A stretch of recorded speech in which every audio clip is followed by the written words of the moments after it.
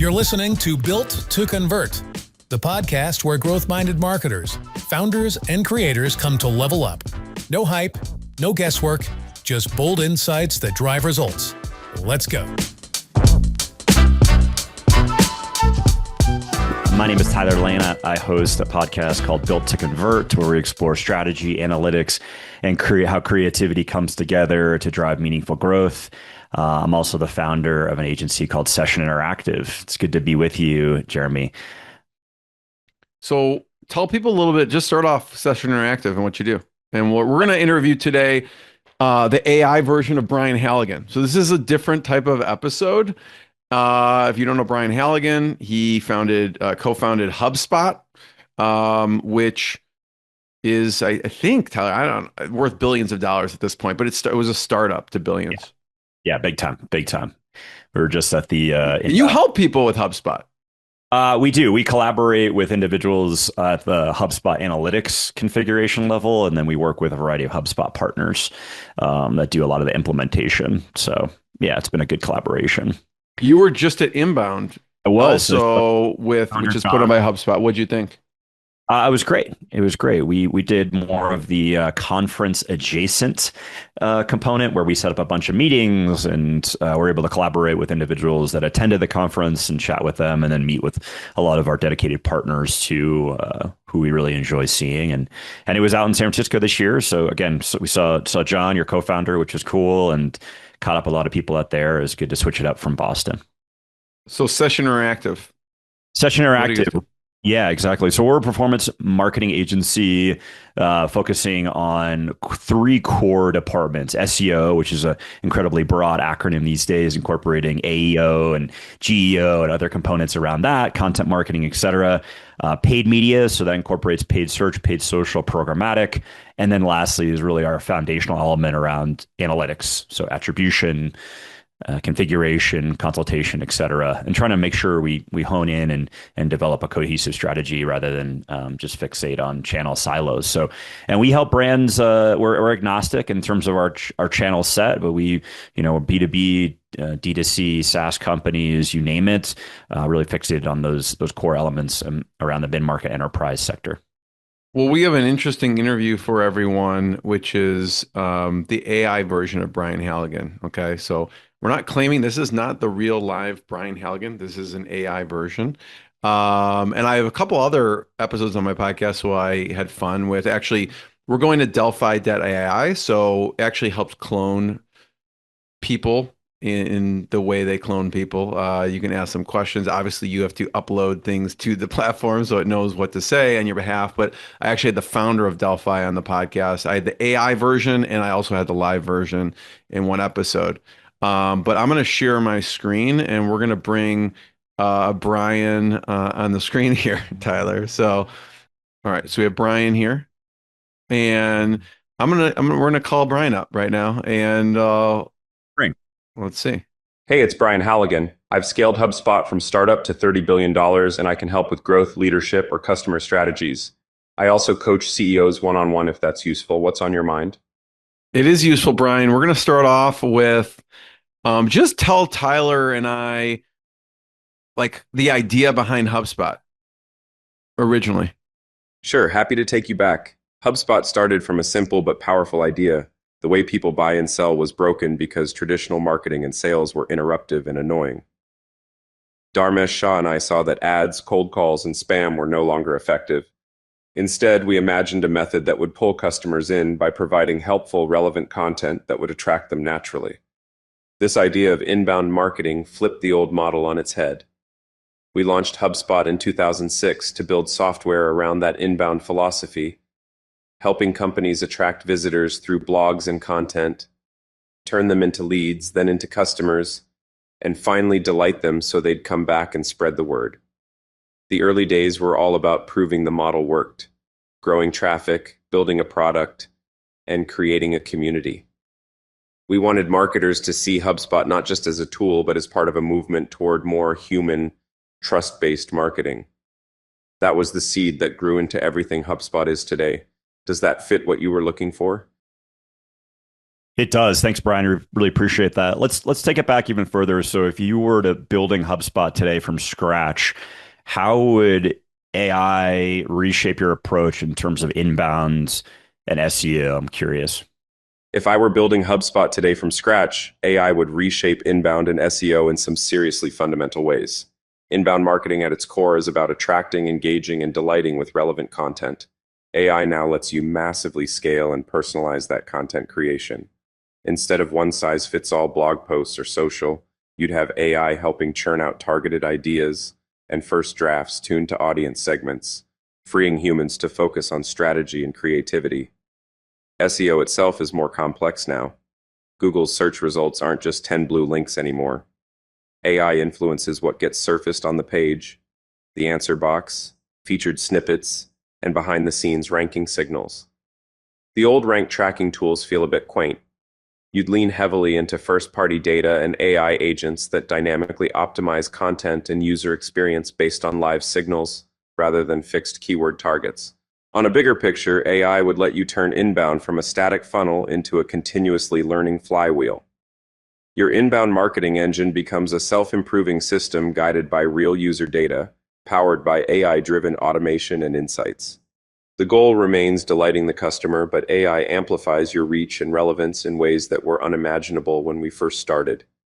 Given what we know from HubSpot's current AI efforts, ChatSpot and Agent.ai, the AI Copilot would be baked into the product and marketing so deeply that creating, optimizing, and personalizing inbound content and SEO tactics would be part of a seamless workflow. Everything integrated, real-time, and constantly getting smarter from user feedback. Does that fit with what you were imagining, or is there a particular angle you want to explore on how AI might upend the old playbook for inbound?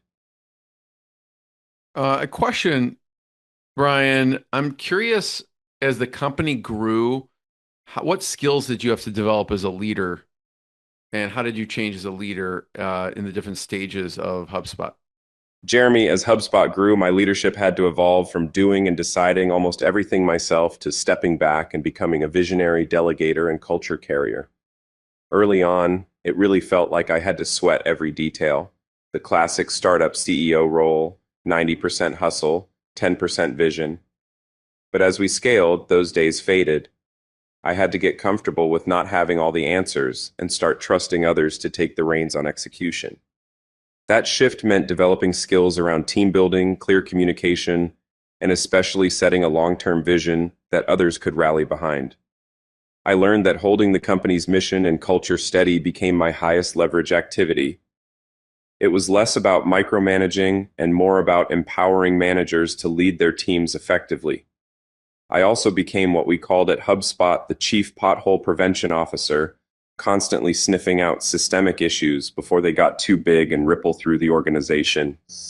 Around the 100 to 150 employee mark, informal communication and culture started to strain, and I had to up my game on over-communicating and bringing clarity.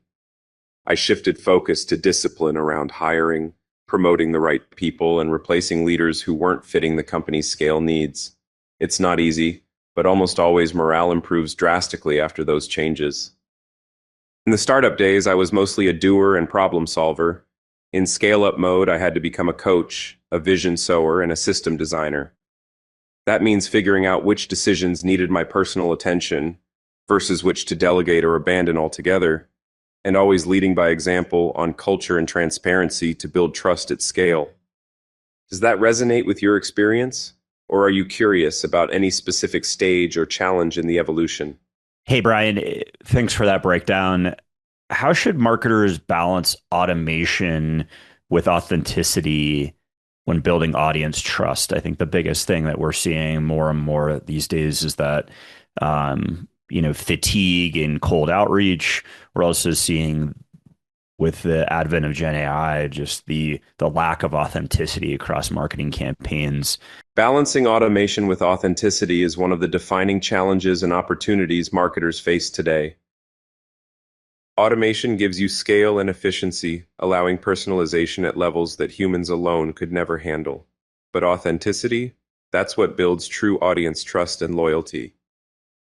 Trick is to use automation as your amplifier, not your replacement. Let AI handle the repetitive, data-driven tasks like segmenting your audience, personalizing messaging dynamically, or suggesting next steps, while your human team crafts core narratives, lives the brand values authentically, and engages one-on-one when it truly counts. HubSpot's journey taught us that trust isn't easily earned. Sales and marketing historically hover around just 5% trust levels. So what makes trust stick is being radically transparent, consistent, and human, even if AI is behind much of the outreach. The automation has to serve that mission, not undercut it by feeling robotic or overly engineered.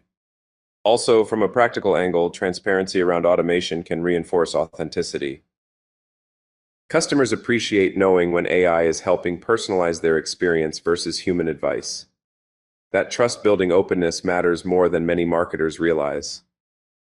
Finally, great marketing mix isn't about automating everything to the nth degree, but designing systems where human artistry and AI power coexist symbiotically. The feedback loop should constantly refine voice so authenticity scales with automation rather than eroding under it. How do you see your team navigating this balance right now? Brian, I'm wondering, you had an interesting way of that shaped you as a CEO, which is how you got feedback from the team.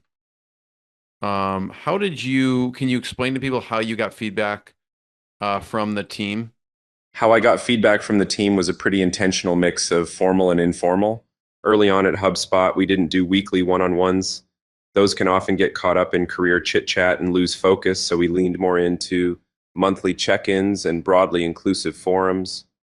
I embraced public feedback in group settings early on, though over time I shifted to more private, candid conversations because public critiques sometimes damaged trust more than they helped. But the real kicker for me was an annual 360 review run by my co-founder Dharmesh.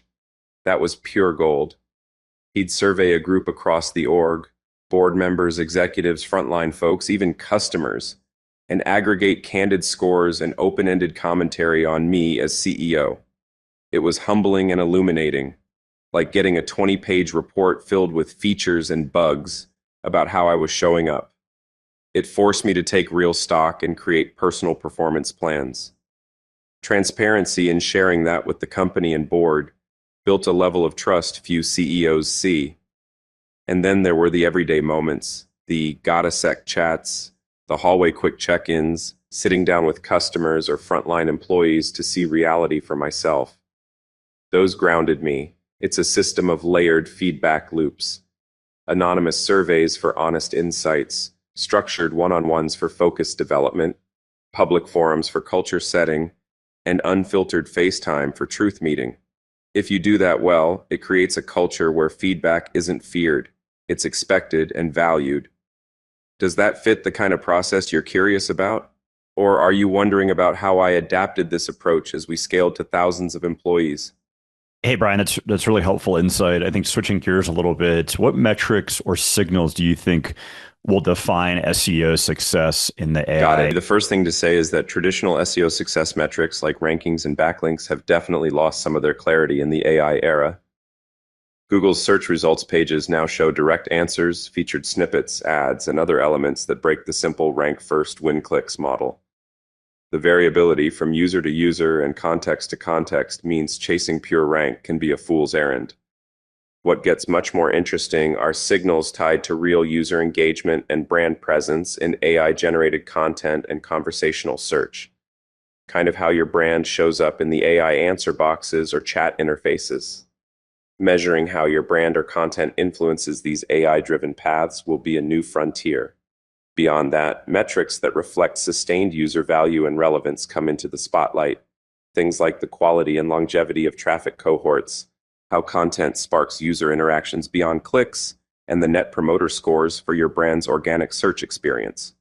And you'll want to layer in more multi-channel context. Social proof from influencers, podcast engagement, early adopter feedback, and even AI audit results if you partner with agencies focused on AI-driven SEO strategies. All of this builds toward a larger idea I keep seeing. SEO success in the AI era is less about isolated signals and more about integrated brand equity, user experience, and becoming the trusted source that AI platforms want to surface. Rankings matter less if your content is ignored by AI assistants, and backlinks matter less if your brand is invisible in that ecosystem. How are you currently measuring SEO success now, and are you leaning into any of these newer signal types? Brian, I know a lot of companies that grow have a growth through acquisition model. So I'm wondering what you look for as a founder CEO when you are actually investing in other companies to grow the overall HubSpot. When I looked at acquisitions to grow HubSpot, I was focused on how the target company could accelerate our flywheel, especially if it delivered a new capability that filled a gap in our product suite or took us into an adjacent market we needed to own. I wanted those deals to feel like natural extensions of our core mission, not distractions. One thing I always kept top of mind was the math and culture. Would the acquisition improve our unit economics, especially retention and lifetime value? If it didn't measurably help that equation, it was a hard pass. And culture fit was huge. I was never interested in buying just to buy. The target needed to share a values mindset and a customer obsession. It helped a lot to keep a running dialogue with CEOs in the space, even competitors, oddly enough. Building those relationships ahead of time lets you move faster when the right opportunity comes along. Of course, valuations always factor in. Timing is everything. Sometimes being patient and letting the market or the business mature a bit leads to a better deal and integration. In acquisition conversations, what I cared about most was the founder or CEO's passion and vision. Would they be willing to stay and help execute the combined vision? Often the biggest risk to acquisition success isn't the product or the tech, it's the people.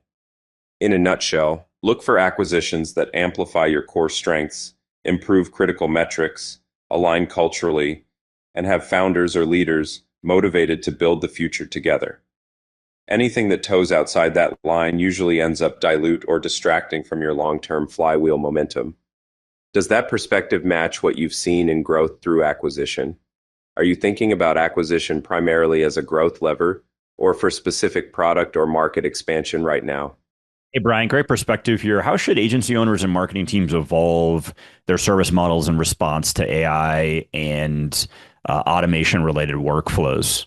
Agencies and marketing teams facing AI automation need to rethink their service models not as a disruption, but as a pivot point. AI will speed up routine tasks like content creation and customer support, so the value shifts to delivering remarkable human-centric services that AI can't easily replace. That means leaning heavily into strategy, creativity, and nuanced customer understanding, where AI becomes a tool to boost efficiency but not a substitute for insight or relationship building. Agencies might evolve by embedding AI audits and transformational consulting into their offerings, guiding clients through AI readiness and workflow redesign. Also, they'll need to shift their talent models, hiring fewer pure doers and more translators and integrators who can orchestrate AI and human teams together. Pricing and structuring services as packaged services software with clear performance outcomes will create scalability and trust. Thinking in terms of your unique customer problems, how are you currently positioning your agency or marketing team's role in driving value beyond execution? Brian, you talked about how you grew through acquisition, but you also grow through building a sales team. Can you talk about the things you did to grow a sales team, that the mistakes you made, and also the things you did well, in addition to what should you look for when hiring a VP of sales to eventually take the reins? Growing a sales team is one of those multi-layered challenges that evolves as your company grows. When I was building HubSpot's sales organization, the biggest mistakes often came from hiring too fast without a clear process in place and not defining exactly what kind of sales leadership we needed at each stage. Early on, I learned the hard way that founder-led sales can't stretch forever. You want to push that moment where you hire a dedicated sales leader, but only once the repeatable deal patterns start to emerge. Otherwise, you invite mismatch or premature scaling. One clear lesson was that hire slow, fire fast really matters in this phase between about 20 to 200 employees. Too many rushed hires slow momentum, so rigorous screening and a focus on culture fit were critical. And promoting from within when adding leadership layers was far better than scrambling for external career managers who didn't grasp the startup's pace or mission. When it comes to a VP of sales, the mistake many make is hiring someone too early or too late. The VP should be the right profile for your stage. Early stage, you want a hands-on startup sales leader, someone who closes deals and starts building the team. Later stage, your VP needs to excel at systematizing hiring, sales processes, and managing complexity, because your leverage shifts from individual deals to managing territories, compensation, forecasting, and operations. Hiring a VP too early can stall you. Hiring one too late can cause wild swings or missed scale. In terms of what to look for, charisma and riz matter to rally a team, but analytical rigor in sales hiring and process building is just as critical. At HubSpot, we found the best sales hires showed top listening and rapid learning skills. These are traits that help reps evolve as the product and market mature. For the VP, seek someone who balances vision with operational playbook building and has a track record in scaling teams, plus some grit. The kind of person who can toughen up the team but also builds a winning culture. Tell me, where are you in your sales team growth? Are you still founder-led or gearing up to hire your first dedicated sales leader? Thanks, Brian. Could you elaborate on what traits you think remain timeless as it relates to leadership, even as everything else has been changing? Really curious about that. Leadership can seem like it's all about what's new, but a few core traits stick through every era. Start with authenticity. Being real and true to your values is timeless. People feel that, and it builds trust. That's the foundation for any leader who wants to inspire. Then there's vision. Having a clear, compelling picture of where you want to go and relentlessly focusing the team on that. Without it, you get lost in the day-to-day noise. Empathy matters too. Balancing grit with understanding keeps your team productive and human. Leaders who listen and show they care create cultures that last. And humility, paired with ambition, stays key. A willingness to learn, admit mistakes, and adapt while driving forward. Lastly, a relentless focus on customers, combined with empowering your people to own outcomes, protects momentum. Those traits, authenticity, vision, empathy, humility, and customer obsession, are bedrocks for leadership, no matter how fast tech or trends change. What's your experience with these in your leadership? Brian, my question is some of your favorite resources. What are some of your favorite resources? It could be some of your favorite books, some of your favorite podcasts. It could be mentors that you've learned from as well. So books, podcasts, mentors. Sure thing, Jeremy. When it comes to favorite resources, I'm a big fan of podcasts that dive deep into the founder and scale-up journey, like the Founders Podcast and 20 VC. They strike a great balance between storytelling and practical lessons without getting lost in politics or fluff. I also really appreciate the wisdom of mentors, especially those who've been through scaling companies. People like Colin Angle from iRobot and other CEOs who shared their hard-earned experience. Books. I often go back to classics around leadership and innovation, but also keep an eye out for fresh perspectives. Oh, and I always come back to understanding the customer deeply, so resources that sharpen that focus are gold. What about you? Any favorite go-to resources that shape how you think about growth or leadership? Any specific books recently that you have read? Recently, I've been diving into a few books that really challenge how we think about leadership, innovation, and building teams at scale. One that I've been looking forward to reading is a new book by Brad Gurley. He's got a sharp take on startups and scaling. I haven't finished it yet, but it's on my radar because in this phase, fresh perspectives keep you honest about what really moves the needle. Other than that, I try to keep my reading balanced between classic leadership wisdom and the latest thinking around customer obsession and culture. Sometimes it's more about what I'm applying in real time, like refining how HubSpot fixed its retention challenges or building a scale-up culture that actually sticks. Those stories and lessons feel more alive when paired with current reads. What about you? Any particular books or authors sitting on your nightstand lately? Thanks, Brian. This is all really helpful. What does the future of customer acquisition look like in your eyes? in the world where algorithms understand intent better than humans, is it inevitable that we'll be marketing to AI agents over humans? Talk to us about that. Hey, Tyler, algorithms understanding intent better than humans, it's wild to think about, but it's really about how deep personalization and prediction can get. When AI truly grasps intent, customer acquisition shifts from interruption and guessing to meaningful connection and anticipation. Imagine marketing and sales engines powered by AI models that can almost read what a prospect wants before they say it, then tailor every touch point accordingly. This changes the game on so many levels. The friction in customer journeys drops because the experience is designed to feel personal and relevant at a segment of one scale.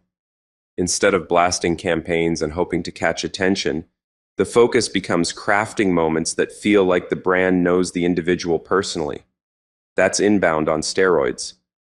However, this shift also puts a premium on owning first-party data and building trust, the currency that powers these AI systems. If you can't trust the data or connect authentically, the AI's predictions won't land. So it's not just about tech, it's about aligning culture, transparency, and purpose to win hearts. From my perspective, the future will favor companies that master this intersection. Deep customer empathy amplified by AI intent understanding to create flywheels of retention, advocacy, and efficient acquisition. It's the next evolution of inbound, where the machine helps us catch the unspoken needs before even the customer explicitly voices them. How does that picture of intent-driven acquisition fit with what you've been seeing or thinking about lately? Hey, Brian, this is obviously a unique interview process, but I guess what's one misconception about AI and marketing in particular that you'd love to correct, especially from the perspective of someone whose own digital twin is here answering questions with Jeremy and I?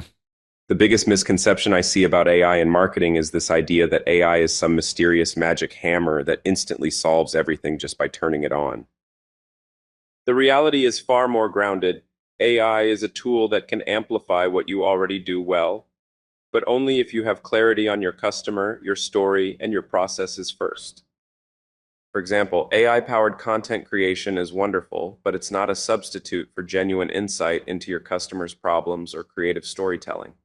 At HubSpot, we've built AI agents that help improve operational efficiency and automate repetitive marketing tasks, but they work best when plugged into solid systems and human-led strategy, not as standalone silver bullets.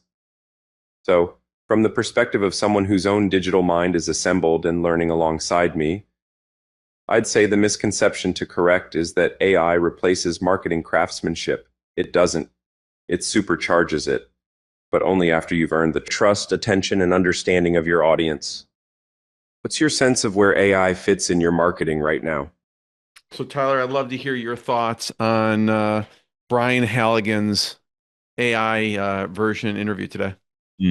No, I think it's really interesting, and it's amazing how you can just think about the use cases of training up an agent that's fixated on your brands and all your ideals and your perspective, and to see where it can go. I think it'd be interesting to press him further on controversial or other related topics to see what he would come back with. I think it's got a long way to go, 100%, but it's really compelling to see that what's happening thus far. And again, I think I mentioned around training things, we're utilizing similar technology, but for example, like a CEO related agent. So if you're questioning about something around a proposal or a strategy or certain things like that, you can pass it through my own agent. The team will utilize that, and it'll essentially kind of gut check thoughts and perspective that I would theoretically have without necessarily having to talk to me directly. So those are some interesting use cases that I can think of. What are some other things you're doing with companies to help them with AI? Yeah, so I think we're pivoting less, are envisioning our business pivoting from less channel specific SOWs to more kind of immersive engagements with brands. I hesitate to say the word full service, but I think We want to be immersive in the sense of fixated on what your problem is and providing a solution, bringing individuals and other agencies together in more of a collective format. And one of those components 100% is utilizing generative AI from the ideation and expanding strategic areas, but also incorporating in workflow technology, utilizing make.com or N8N to understand processes that can essentially automate and improve. Brian nailed it, and this is our perspective as well in terms of mundane or repeatable or more of those elementary tasks, so to speak, should be taken up by agents and collaboration work with workflows all day. Absolutely. So you can really hone in on someone that has 10 plus years of experience to ensure that they're more of a strategic partner versus, they're doing some of these mundane work that is just incredibly time consuming, and their time is better spent elsewhere. So that's kind of really where we're thinking about internally and how we're already benefiting our brands. Are there any interesting or cool AI tools, whether it's apps or software you're playing around with? We'll exclude ChatGPT, Perplexity, Gemini, any ones you're playing around with. I'll mention a few on my end, but I'd love to hear your take on any Chrome extensions, software tools, apps. Whisperflow I'm using in combination with Gemini inside of Gmail because I spend, who knows, I get thousands of emails a day. I'm sure you do too. And so Whisperflow with Gemini is really helping at least give me a draft that I can edit quicker. And I played around with Suno for fun, like just to create songs for people. It could be for personal use or business. Like if I find someone, I'm going to make a rap country songs that, like rap and country, and upload their homepage into Suno and create them a song, customized song in 5 minutes, just as like a wow and delight. What other stuff are you using? Yeah, it's wild. We have a pretty lengthy list that we're constantly vetting. I'll just kind of revert back to more of, it's not AI necessarily specific. It's really the workflow technology.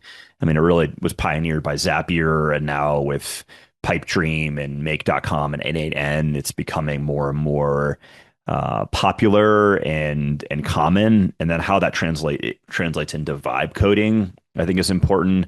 I think there's also just like, there's all these pundits like you should be automating everything, and it's it's easier said than done, right? It's like, oh, this is so easy to build out, and yeah, you can fact check, screenshot, and constantly chat with LLMs to get better and improve your workflows and generate your workflows from scratch. But it's incredibly time consuming, and there's a lot of it's prone to errors. It doesn't evolve automatically. Obviously, you have to really hone in. So I think that's a big thing that we're constantly challenged with. Of let's just automate it, and it's again easier said than done. But there are some core principles, and we've seen some great results.